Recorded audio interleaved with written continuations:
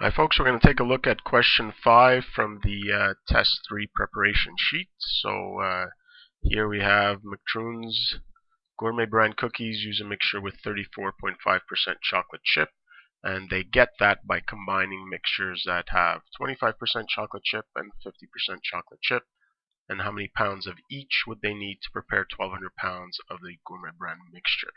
Now again, even though this scenario is very different, hopefully you'll recognize this as being very similar, in fact identical to the chemical solutions questions. Okay, so here the only difference is our mixtures are mixtures where chocolate chips are mixed with some other ingredients, as opposed to the chemical ones where, say, it was hydrochloric acid that might have been mixed with water. Okay, but it's the exact same type of question. So let's move that down here.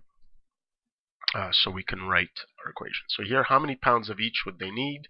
That indicates to us that what we should define as our variables. So let x be number of pounds of the 25% mixture, and then we'll let y be the number of pounds of the 50% mixture.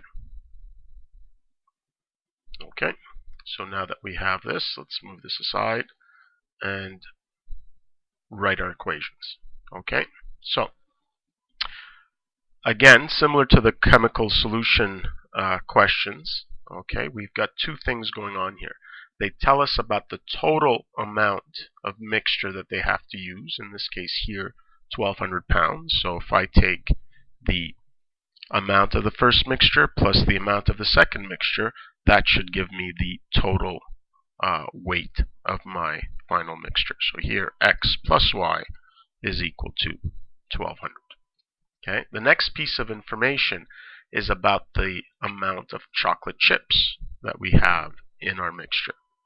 Okay, so if I take the amount of chocolate chips in the first mixture, which would be 25%, so 0.25x, and then I add to that the amount of chocolate chips I have in my second mixture, which is 50%, so 0.5 times the amount of my second mixture, is going to give me the amount of chocolate chips I should have in my final mixture, which in this case here is 34.5%. Okay, and I know the amount of my final mixture, which is 1,200. Okay, so here I can actually calculate that. Let's do that now. Okay, oops, we've got 0.345 times 1,200 is equal to 414. Okay, so here's equation 1, here's equation 2. Okay, now again, you could certainly use a substitution here if you like, or I'm going to, of course, as usual, use elimination. And I'm going to choose my number here carefully because I would like to eliminate the decimals altogether if I can. So this one's pretty easy because I realize that if I multiply 0.25x by 4, that'll just give me x. But it'll also get rid of my decimal here, because 4 times 0.5 is equal to 2, as opposed to multiplying this here by 2.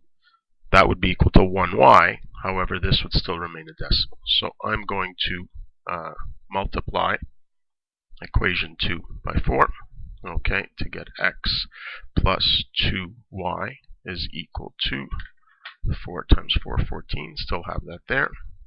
So 1656. Okay, and then I'm going to use equation 1 as is, x plus y is equal to 1,200.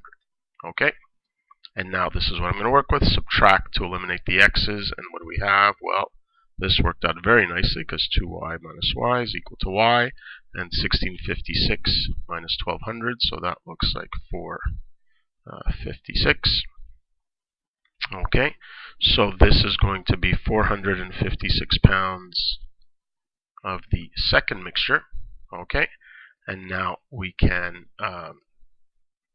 easily find the amount. So I'm going to take equation 1 and x plus 456 instead of y is equal to 1,200.